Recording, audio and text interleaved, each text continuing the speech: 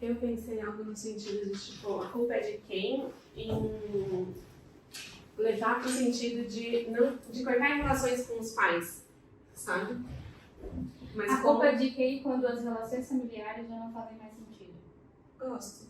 Ai, amiga, isso é ótimo. Pode ser? Olá, culpados! Vamos para mais um episódio. Esse é o 5º episódio do nosso podcast A Culpa é de Quem? Eu sou a Ari. Eu sou a Bia. Eu sou a Fer. Então, hoje eu vou começar contando a história do Pedro, tá? O Pedro nos enviou sua história. Ele tem 25 anos e ele relata que ele é filho de Esther e Elias. E que seus pais se separaram logo que ele nasceu e ele teve uma vida bem distante, assim, de seu pai, né? Então, o pai, pelo jeito, não era presente na vida de Pedro. Até onde ele fala que o via a cada 15 dias e era nesses 15 dias que ele tinha oportunidade de se relacionar com a família do pai. E que ele cresceu muito distante dessa família e teve pouquíssimo contato com os novos irmãos que nasceram depois dele. Pedro é o filho mais velho de 3 irmãos, por parte do pai, mas que com os 10 anos de idade, Pedro perdeu total contato com essa família do pai.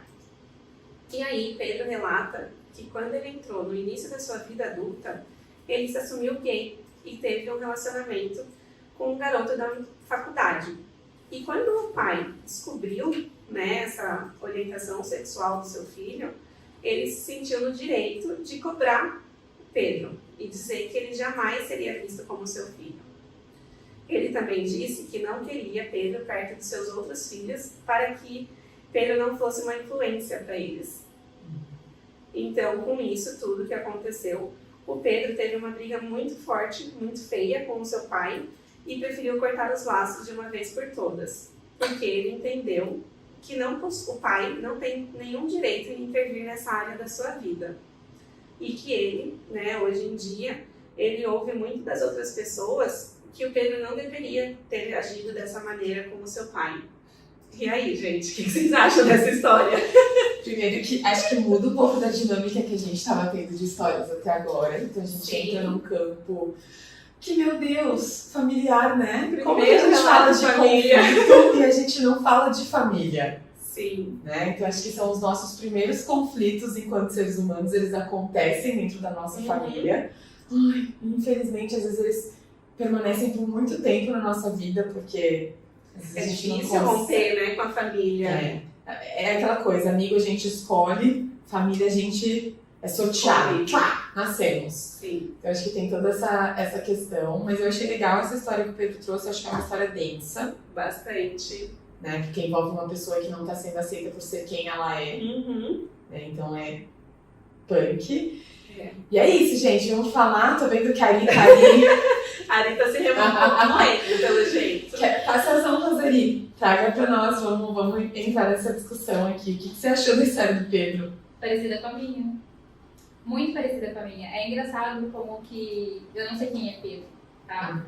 Não sei nada sobre ele. Chegou a história pra gente, enfim, mas...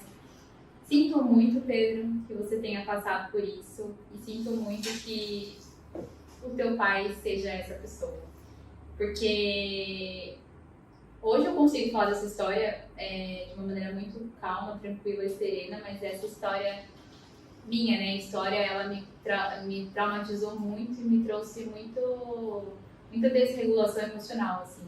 Eu também tenho uma história muito semelhante do Pedro, mas não envolve a questão de se assumir gay ou lésbica, mas é mais no sentido de eu também sofri muitas negligências por parte do meu pai, uma questão de abandono. A Bia sabe muito disso, o Fer sabe um pouco também. Mas eu tenho um fato curioso, talvez com o Pedro, que vai se assemelhar, que é quando eu resolvi fazer a minha primeira tatuagem. Meu pai não falava comigo, a gente não tinha nenhum tipo de relação, nenhum tipo de vínculo, nada. E quando eu fiz a minha primeira tatuagem, há 11 anos pra trás, eu fiquei sabendo que ele disse lá na casa dele, né, da esposa dele, que ele iria vir tirar a minha tatuagem na faca. Porque a filha dele não tinha tatuagem. Aí eu fico pensando, né, uma pessoa que negligenciou tanto a minha criação, não quis saber nada sobre mim, Não foi presente, né? foi muito ausente, né, em tudo, foi um rejeitador, né, de onde é que se tira o direito de dizer que vai fazer determinadas coisas? Ou no caso do Pedro, que não quer que ele conviva com os irmãos para que não seja uma má influência, né? Ou de onde tira o direito de dizer que ele perdeu o direito de ser filho? Muito pesado isso, né? Porque, veja bem, acho que as escolhas do garoto, né? Nada tem a ver com as escolhas do pai, por exemplo. Eu acho que aqui cabe muito respeito. Você pode não concordar comigo, mas você pode simplesmente entender e viver com isso. Você não precisa me aceitar, mas você pode entender e viver com isso. Porque tem coisas também que eu não aceito nas pessoas, mas eu tenho que tolerar. E aí, quando você falou, né, amigos a gente escolhe, mas família a gente convive, eu acho que família a gente tolera. Porque acho que a gente não ama todo mundo da nossa família. Eu acho que a gente tolera muitos membros da nossa família para que haja, sei lá, essa coisa do vamos ficar todo mundo bem. Que daí chega aquela coisa do Natal, Ano Novo, que é um momento muito complicado para todo mundo. Sim. Mas que eu acho que cabe muito aquela questão da tolerância, né? Mas aí, até que ponto também tolerar essa questão? Eu acho que aqui cabe muito a questão da falta de limites e de respeito mesmo, né? E tem também uma pressão social, né? Então, vamos pegar o caso do Pedro. Ele foi negligenciado a vida inteira pelo pai. O pai não quis saber dele em nenhum momento, mas ele que sai como culpado por cortar as relações com o pai. Ninguém leva em relação às atitudes do pai de Pedro, né? E aí, quando ele corta os laços, as pessoas vão e falam porque ele não deveria agir dessa maneira com o pai. E aí, mas e como o pai reagiu com o filho? O pai deveria ter feito isso? Eu acho que é uma história que tem muitas camadas, porque traz essa questão de você respeitar a decisão do outro, independente se o outro seja o seu filho, né? E aí eu acho que traz essa camada que a Bia levantou aqui, que pra mim, enquanto ela foi contando a história, foi o que ficou muito mais evidente. Essa ideia de que a gente coloca os pais como poder supremo, né? Aquelas pessoas que precisam ser honradas o tempo todo, que precisam ser adoradas, né? E aceitadas, e precisam ter a sua opinião como a única verdade absoluta. E aí eu acho que isso traz uma problemática muito grande, né? E tantas pessoas que têm problemas de relacionamento com os pais, inclusive.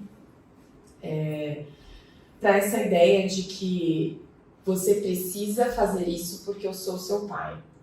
Você precisa agir de tal maneira porque eu sou sua mãe. E, gente, já de antemão aqui, acho que talvez algumas das pessoas que estão aqui ouvindo isso, em algum momento da vida de vocês, podem ter ouvido esse argumento, né? Essa justificativa. Mas por quê? Porque eu sou seu pai e estou mandando.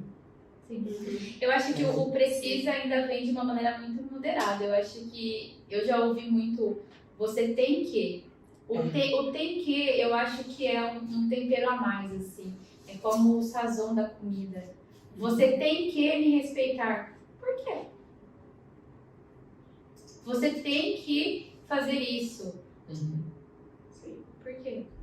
E aí eu acho muito legal isso que você traz, porque eu gosto muito de animações, né? As meninas sabem que eu amo animações. E toda vez que a gente fala de família, me vem muito duas animações da Disney.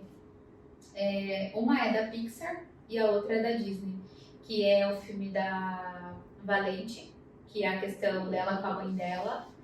E a outra é o filme Red, Crescer é uma Fera, que é a história da Mei-Mei. E, bom, na Valente a gente sabe ali que elas têm as desavenças, porque a mãe quer que ela case e aí ela viva uma vida para continuar a história da família, enfim. E ela não quer, ela quer viver a vida dela de acordo com o que ela julga ser certo e ser uma rainha sem precisar ter um homem ao lado. E a história da Mei-Mei é que ela é uma jovenzinha que ela tem acho que 13 anos, ela quer viver a vida dela e ela julga que ela pode ter as escolhas dela, porque ela sempre fala no começo do filme que ela escolhe as coisas dela e tal, mas se a mãe dela disse assim pra ela. Sim. E aí tem uma frase que ela fala, que pra mim, assim, vem muito de frente com o que a Fer disse. Ela fala assim, nós temos que honrar os nossos pais acima de qualquer coisa, mas nós devemos tomar cuidado, porque ao honrar os nossos pais, pode ser que nós desonremos as nossas próprias escolhas. Forte essa frase. E é verdade, né? Desonremos a nós mesmos, né? Mas Pesado. Sim. É porque a gente tem uma ideia de que a gente precisa se comportar como eles se comportam. Ou na verdade, assim, essa ideia não é nossa. Né? Essa é uma ideia que talvez os pais passam para nós. Né? Então você precisa ser assim, você precisa agir de tal maneira, você precisa, né, fazer dessa forma, não sei o que, é melhor que você faça assim, assim, assim. E a gente cresce com essa coisa tão enraizada, né, de que a gente precisa seguir os passos dos nossos pais ou ouvi-los o tempo todo para que a gente faça esse caminho, que a gente vai criando mesmo um cenário achando, e aí a gente acaba, é um momento muito perdido, assim, né? Então aqui, o Pedro tem 25 anos, né? Ele já é um adulto, né? Mas assim, ele perdeu contato com esse pai com 10 anos. Uhum. Imagina ele com 25, né? Então assim, 15 anos depois, Exato. com esse pai voltando e se sentindo no direito de cobrá-lo, né? Ou de alguma forma sobre a sua orientação sexual. Gente, Não faz sentido, né? E eu acho que Não tem faz sentido. até um ponto importante aqui, que talvez até se assemelhe um pouco com a minha história. A Bia vai entender isso porque ela estava presente numa situação. Eu acho assim que é muito questionável essa questão do pai achar que tem o direito de questionar as escolhas dele, mas também tem a questão das outras pessoas no entorno de julgarem o Pedro por não atingir as expectativas do pai. Por que você está fazendo isso com seu pai? Mas ninguém pergunta por que o pai fez isso com ele lá na infância, quando rejeitou e quando abandonou. Sim. E quando eu disse que se assemelha muito com a minha história, é que hoje não mais, porque quando a gente cresce e estabelece os limites, a gente acaba aprendendo a impor eles. Mas eu sofri muito com isso também, quando as pessoas falavam pra mim assim: mas se o seu pai um dia precisar de ajuda, você vai ajudá-lo? Não. Mas por quê?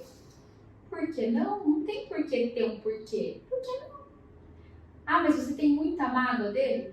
Não, mas simplesmente é como se ele fosse uma pessoa estranha pra mim. Tipo, a vida dele não se assemelha à minha vida, eu não sei quem ele é. Um estranho e ele na rua, pra mim, são as mesmas pessoas, porque assim, não temos vínculos. Talvez até um estranho tenha um pouco mais de afeição, porque eu não o conheço. Já ele, eu sei quem é. E eu sei que ele teve escolhas na vida. Então, assim, você tentar colocar essa história de... Aí a gente vai para um outro ponto, né? Que eu acho que é fundamental aqui. Talvez não sei se entra muito na história do Pedro. Que é a questão do... Se você não honrar seu pai e sua mãe, você vai para o inferno. Mas e o pai? Honrou os filhos? E a gente da culpa cristã, né? E a gente vai dividir que lugar? O céu ou o inferno? Eu acho que esse pensamento, né, de honrar pai e mãe vem muito disso, como a Fer falou, dessa cultura cristã, né? Então vamos pensar, Pedro tem 25 anos, quantos anos não tem os pais? Né? Deve estar na casa de uns 50, 60, talvez. Mas aí o Pedro foi abandonado com 10, né? Sim. Tiveram 15 anos para que o pai conseguisse buscar de novo um contato com ele. E aí, fora isso, o pai teve mais 3 filhos. Sim, Será mas... 2, né? Tá. 2 filhos. Será que nesse tempo o Pedro não tinha, sei lá, o direito de conviver com essas crianças ou de estar com esse pai? Como é que é isso? Sim, e eu entendo essa questão da idade dos pais, porque eu acho que, vamos pensar, antigamente, puxando um pouco agora as gerações passadas, como esses pais também foram criados, né? Eu acho que, não justificando, né, essa atitude do pai do Pedro, mas sempre teve, eu acho que principalmente para as pessoas mais velhas, vinha uma pressão muito mais forte de você deve respeitar os seus pais, você não pode aumentar o tom de voz para eles, não pode ir contra, porque houve uma época em que pai e mãe era dona da verdade. Sim. Né? A instituição sagrada. A instituição sagrada, exato. Então, quando eu falo, né, pro Pedro e para você também, você não pode agir assim com seus pais, eu acho que vem disso. Porque os pais podem agir com falta de respeito com o seu filho e seu filho não pode fazer o mesmo com você. Lembrando que também, que a gente falou, não tem falado nos últimos episódios, uma relação é via de mão dupla. Sim. E aí, eu acho que talvez nessa coisa aí vem aquela questão do eu posso ter poder sobre você. Então, você escuta e eu falo. Peraí, gente, calma. Acho que a gente precisa aprender aqui a respeitar a outra pessoa como um indivíduo, não como alguém menor que você. Porque senão a gente vai sempre padronizar que existe uma monarquia, onde o pai e a mãe falam e os outros aceitam calados. E, de novo, né, família não é isso. Eu acho que família, assim como os outros relacionamentos, também exige essa questão de você ouvir o outro, entender se está confortável para o outro ou não. Porque, veja bem, quantas e quantos pacientes chegam na clínica com demandas de eu tenho que dar satisfação para minha mãe de tudo que eu faço. A pessoa tem 30 anos. Você não tem que, porque daí tem o que, aquela regra, né? Eu tenho que, você não tem que, se desapegue disso, você não precisa disso. E o fato de você não ter que, não vai fazer com que você falte com respeito com essa pessoa. Simplesmente vai fazer com que você tenha mais autonomia da tua própria vida. Porque vamos pensar aqui agora numa coisa que a gente nunca está preparado para lidar. A hora que teu pai ou tua mãe não estiver mais aqui, né, sei lá, falecer, enfim, para quem é que você vai ter que dar satisfação da tua vida? Como que essas coisas vão acontecer? Então eu acho que essa parte da autonomia é extremamente importante, que você desenvolva essa autonomia para que você consiga viver a tua vida. E assim como também é sadio para que os pais entendam que em algum momento, os filhos vão sair de casa. Aí a gente tem aquela coisa da síndrome do ninho vazio, né? Os filhos vão sair de casa, mas eles acabam não se preparando para esse momento. E quando há essa ruptura, né, o corte do cordão umbilical, parece que é algo que os filhos estão fazendo que é muito errado. E na verdade não, na verdade eles deveriam ficar felizes que os filhos estão tomando um passo diferente na vida, para uma construção de uma nova família, de uma nova instituição. E a gente percebe assim que muitos dos filhos acabam não fazendo certas coisas para não desagradar os pais, mesmo casados. Sim. E aí, o que acontece nessa história, né? Vamos pensar aqui. Acho que eu estou indo para outro rumo, mas aí vocês podem me voltar, tá? Mas assim, a gente vê às vezes muitos casais que têm conflitos internos na relação deles, que são provocados por famílias externas, que não competem aquele núcleo familiar. Ou seja, às vezes o marido não consegue se impor em determinadas situações dentro da família porque a mãe dele não permite que isso aconteça. E a esposa é completamente negligenciada nessas situações, onde ela tem que se colocar como uma figura proativa para tentar resolver coisas que essa pessoa não consegue, que é o famoso banana da história. Vamos pensar... casamento às cegas não, o reality da sogra, Ilhados com a sogra, aquele casal, o Rosa lá, que era o Antônio, lembrei, que o que cara, tinha a Solange. Tinha a Solange, mas ela era da família vermelha. O Antônio foi aquele que eles pediram pra sair do reality, que eles não ficaram até o final. Era assim, a história era basicamente assim. A moça casou com ele e ele vivia com a mãe. Só que a mãe foi e vendeu um apartamento e deu dinheiro para que ele comprasse um apartamento para viver a vida dele. E a moça, a esposa dele, é blogueira. Então ela sempre ganhava as coisas por marketing, enfim. E meio que ela fez o banheiro, fez a cozinha, fez isso, fez aquilo. E a mãe dele sempre ia na casa e falava: o meu apartamento, as minhas coisas. Sendo que, na verdade, eram coisas dela. E o marido dela, né, não se impunha nessa relação com a mãe. Por quê? Depois a gente soube que, na verdade, ele estava omitindo informação para as duas. Sim. Então, as duas estavam uma contra a outra, enquanto que, na verdade, quem deveria ter se posicionado o tempo todo na relação Sim, era ele. Sim. E aí a gente vê exatamente isso, né? Pais, se seus filhos casaram, deixem eles casados. Prestem ali o auxílio necessário Quando solicitado. Não tentem salvar ninguém que não quer ser salvo, que não precisa de salvamento. Filhos, entendam que os seus pais ficaram na família externa. Agora o teu núcleo familiar é outro. Sim, exatamente. Eu sei que eu fugi um pouco do assunto, mas eu acho que entra muito nessa questão das relações familiares. Sim, eu não acho que fugiu, eu acho que assim, acho que saiu um pouco dessa história do Pedro, né? Mas eu acho que traz essa ideia de a gente continuar reforçando, né, essa ideia mesmo a respeito de quem são os pais na vida desses filhos. Sim. Né? E assim, até para que nós, né, pessoas que estamos aqui fora da situação, que a gente também comece a quebrar esse ciclo também na vida das pessoas, para que nós não sejamos essas pessoas que estão falando pro Pedro, poxa, mas você vai mesmo não falar mais com seu pai? Ele é seu pai.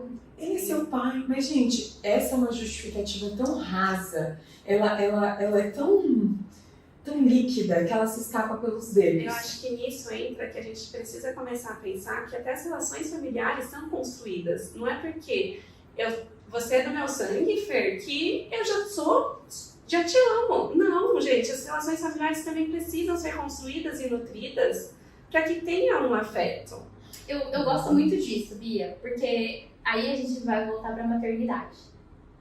E aí eu vou fugir um pouco de novo do assunto, mas eu juro que eu volto. A gente pensa na maternidade como uma coisa linda, maravilhosa, que, né, tudo perfeito. Aí aqui a gente vai abrir para duas coisas diferentes. A gente poderia abrir para mais, eu vou abrir para duas. Primeiro, maternidade compulsória. O primeiro brinquedo que a menina ganha quando ela é criança é uma boneca. Porque vai introduzir nela a ideia de que um dia ela será mãe e ela precisa cuidar daquela criança. E a gente gosta de ter bonecas, gosta de ter carrinhos, e aí depois a gente ganha um fogãozinho, e máquina de lavar, liquidificador. Enquanto o menino ele está sendo projetado para dirigir carros, para sonhar com astronautas e, sei lá, ser um bom trabalhador, enfim, mas nunca para ser um bom pai. Quando um garoto pede, por exemplo, uma boneca, nossa, mas e se essa criança, sei lá, virar gay? Não pode ser só um bom pai mesmo, para brincar com essas coisas? Esse é um ponto 1, né? A maternidade compulsória. O ponto 2 aqui daí eu vou continuar com o ponto 1, mas vamos fazer o ponto 1, ponto 1. O ponto 1 é, e se eu cresço e eu não quero ser mãe? Eu tenho pra mim que eu não quero ser mãe. Eu vou ser mãe de pets. Mas como assim você não vai ser mãe? Que absurdo. Tem pelo menos um. Só um. É que você só vai ser uma mulher completa quando você for mãe. Você precisa ser mãe. Às vezes a pessoa não quer ser mãe, às vezes ela já tá cansada desse assunto. E aí o outro continua falando, quando que na verdade essa pessoa só quer acolhimento, porque ela só escuta do outro que ela tem que ser mãe, ela tem que fazer esse papel. Beleza, acho que esse é o ponto 1. O ponto 2 é o seguinte, a gente entende que a maternidade vem, e aí a mulher engravida, e instantaneamente ela está amando aquela criança que está na barriga dela. Quando que na verdade, isso não é uma verdade. Sim. Eu nunca engravidei, eu não sei como é, mas assim, de ouvir relatos e estudos e todas as outras questões, a gente entende que há uma vasta transformação no corpo de uma mulher. O corpo dela se transforma e não é só uma questão física, é biológica também. Passa uma questão de hormônios, aumento de estrogênio e progesterona, enfim. Quando essa mulher dá à luz, as pessoas pensam, nossa, mas ela tá amando essa criança de imediato. Às vezes não, porque o amor é construção. Então, assim, é você aprender a amar aquele serzinho, entender que ele tem necessidades que você vai ter que suprir. Por exemplo, maternar a criança ou amamentar a criança. Eu tenho uma amiga que ela teve mastite nos seios e ela não pôde amamentar o filho dela. Ela é menos mãe por isso? Entende? Então, assim, eu acho que a gente vai para vários lugares aqui. E nisso também eu acho importante a gente pensar que não é porque a criança pequena ela é dependente que isso faz com que a dependência dela seja o amor. Eu acho que também tem muito disso, de que essa falsa ideia de que, ó, esse é meu filho, ele já vai me amar por tudo que eu faço, porque ele é dependente de mim, ele é uma extensão minha. Nossa, que pesado isso. E não é. Bem colocado, Bia. Essa ideia de você é meu filho, eu fiz tudo por você e é assim que você vai reagir. Com essa ingratidão. É praticamente nossa, você tá fazendo algo diferente do que eu gostaria que você fizesse. Que tamanha ingratidão. Né? Então você traz o filho como essa extensão de você e ao menor sinal de uma frustração que esse filho pode te causar, você vira isso contra ele. Você é ingrato. E aí, de novo, eu acho que, olha que interessante, né? Hoje a gente tá falando sobre família, mas o episódio 1 cabe tão bem para todas as outras questões.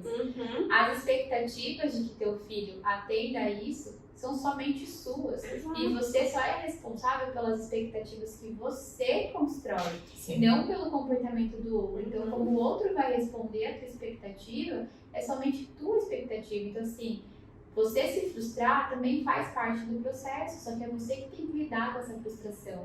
É você que tem que aumentar esse limiar de desconforto, essa tolerância pelo desconforto que está muito baixa. Por exemplo, a mesma coisa com o pai do Pedro. É ele que está desconfortável com o Pedro ser gay. O que vai mudar na vida dele? O Pedro vai continuar distante como esteve nesses 15 anos. Não por uma opção do Pedro, mas por uma opção do pai dele, que se afastou dele. Sim, porque ele só tinha 10 anos. E aqui a gente não pode negligenciar isso. A gente não pode dizer que foi o pai do Pedro que se afastou e focar nas outras filhas, na outra família que ele tinha construído também. Exatamente. Eu acho que essa questão, assim, e acho que a gente precisa muito trazer essa história para nós e entender também que nós, que estamos de fora, podemos aprender com tudo isso. Que é essa ideia da gente também criar um trabalho de desconstruir essa ideia, né, de que a família é a suprema corte. Né? Então, assim, de que a gente vai precisar, a gente tem que fazer porque é família, porque é o sangue, porque... Gente, é aquilo, a gente não escolhe, é uma sentença, né? A gente não escolhe quem são as pessoas que a gente tem na nossa família. Ou seja, a gente, como a Ali bem colocou, a gente vai aprender a tolerar as situações como elas acontecem. Mas a gente não precisa concordar com nenhuma delas e a gente também não precisa fingir que concordamos com essas dinâmicas como elas acontecem. E acho que a nossa responsabilidade que está fora é parar de dizer para essas pessoas que elas deveriam ter um bom relacionamento porque são pais. Porque você não teve no lugar daquela pessoa. Não foi você no lugar do Pedro que ficou 15 anos abandonado, que não teve a oportunidade de crescer com esses irmãos, que você acabou que você é um filho único. Entende? Você não tem irmãos. Ou talvez em algum momento já na sua vida adulta você vai conhecer esses irmãos por escolhas que foram de vocês. E não por conta desse pai que quis criar este vínculo. Que às vezes até o pai minou a relação dos dois, né? Exatamente. Então assim, tem filhos que crescem sem saber que existe uma outra pessoa do seu sangue para você chamar de irmão, que você pode ter, porque assim, eu acho que ninguém pode esconder isso de ninguém. Essa é uma oportunidade que você precisa ter de é a minha decisão conhecer esse irmão ou não. É a decisão desse irmão me conhecer ou não. Mas essa não é uma decisão que cabe aos nossos pais. Exato. Entende? Então, assim, eu acho que a gente parte muito dessa ideia, a gente fala tanto dessa instituição família, mas quando os pais são colocados numa posição de beneficiados. Mas a gente pouco se fala da instituição família, dos filhos que são negligenciados, que têm suas emoções reprimidas, que são foram tirados a oportunidade. Pedro não teve a oportunidade de crescer com esses irmãos. Gente, isso é egoísmo. Isso é egoísta. Você tirou a oportunidade desses irmãos crescerem juntos pelo simples fato de você ser um pai, abre aspas, cuzão, fecha aspas, né? E não ter promovido esse espaço para que isso acontecesse. Então, assim, Pedro tinha 10 anos. Sabe o que eu acho que essa história mostra muito pra gente? É que é muito cobrado o dever do Pedro em responder às expectativas desse pai, mas é muito velado o direito do Pedro que ele tinha em relação à instituição família. Porque assim, veja bem, aqui a gente vai entrar num outro ponto, assim. O que o Pedro soube desse pai? Qual era a história desse pai? Esse pai pagava pensão, o Pedro foi negligenciado, o Pedro teve uma estrutura boa, o Pedro pôde estudar em bons colégios, o pai proporcionou isso para ele. A criação que o Pedro teve foi a mesma criação que os outros filhos dele tiveram. Como é que foi isso? Eu acho que isso também é importante, porque, veja bem, de novo, né? É muito cobrado que o Pedro deve atender às expectativas do pai, mas e os direitos do Pedro? Será que foram, de fato, devidos, dados, ou foram negligenciados? Porque me parece que foram negligenciados. Sim. Exatamente. Será que essas necessidades básicas que uma criança precisa foram atendidas? As emocionais eu tenho certeza que não. As emocionais a gente já tem certeza que não.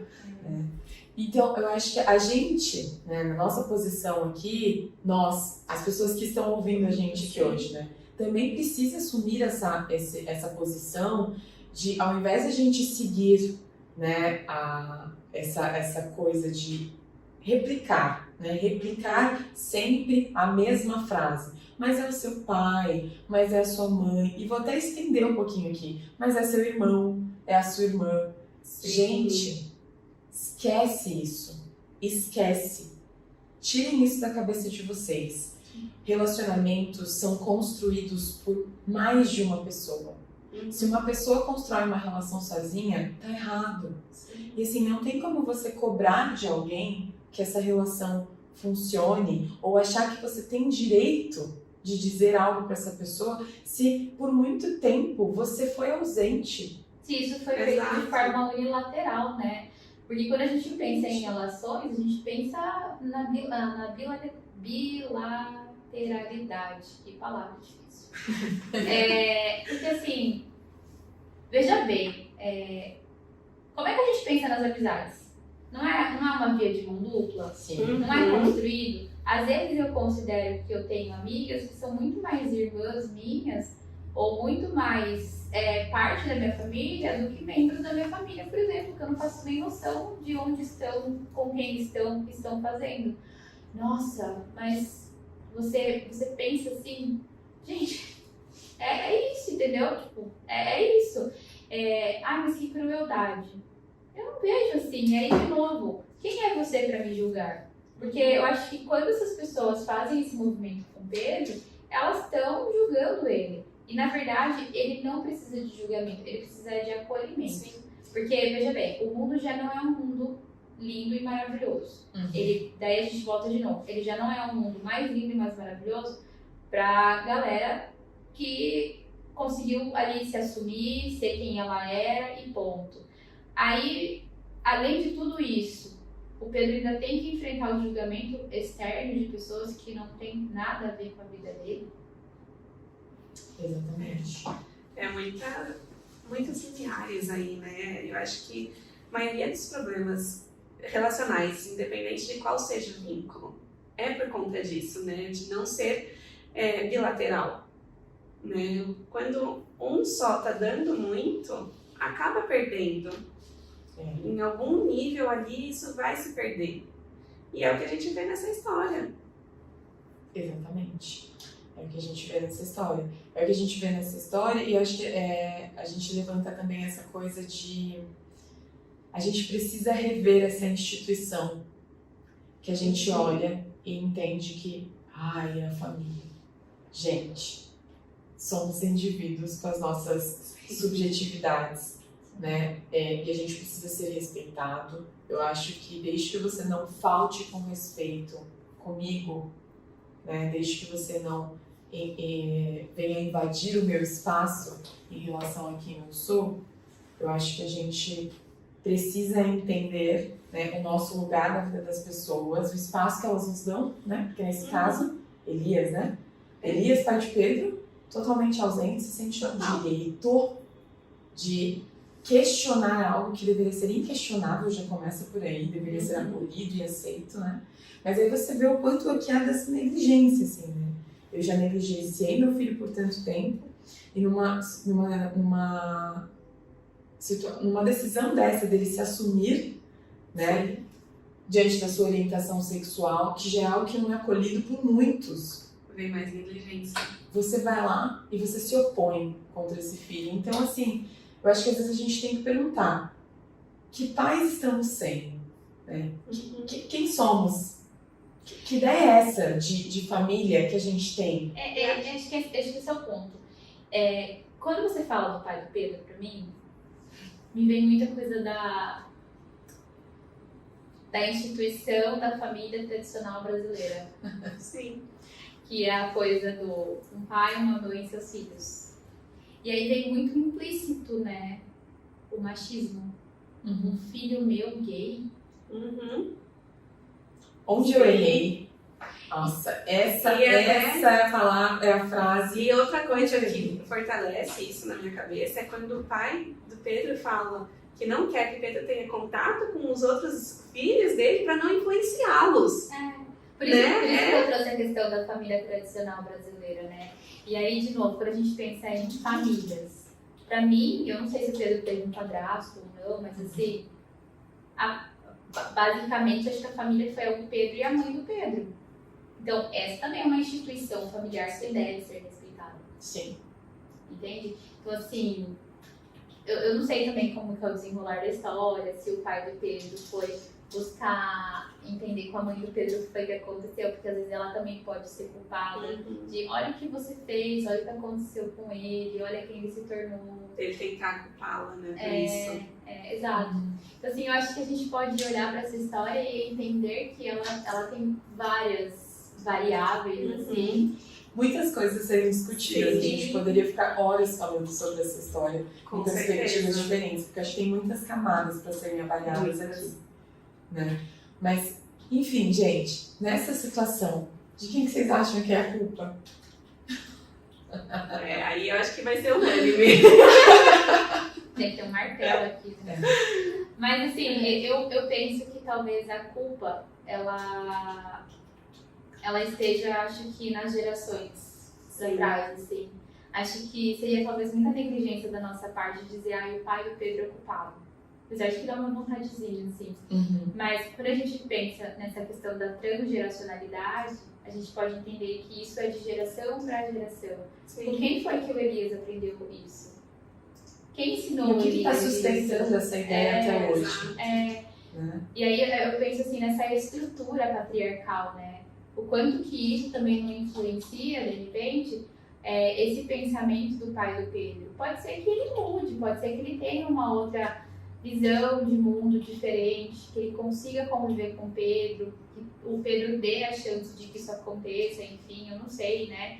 E também aqui não cabe a gente julgar se o Pedro vai dar ou não essa chance pro pai dele.